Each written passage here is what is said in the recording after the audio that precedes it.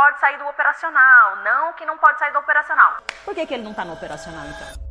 Eu sou montador, como assim eu vou sair da montagem? Eu sou marceneiro, como assim eu vou sair da fábrica? Eu que corto MDF, como assim eu vou sair da fábrica? Tem que sair, porque ter empresa envolve muitas outras coisas do que só entregar um móvel, gente. Então tem que sair. O primeiro passo é a mudança de mentalidade, porque as pessoas falam, não, aí começou a virar moda aí na internet, né? Não pode sair do operacional, não que não pode sair do operacional. Todos que estão falando para não sair do operacional, saíram do operacional. Todos.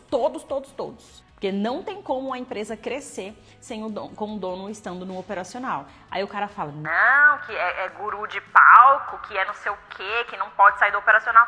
Por que ele não está no operacional, então? Você não pode tirar os olhos, você não pode parar de medir produtividade, você não pode parar de olhar para os processos, você não pode parar de melhorar os processos. Mas você...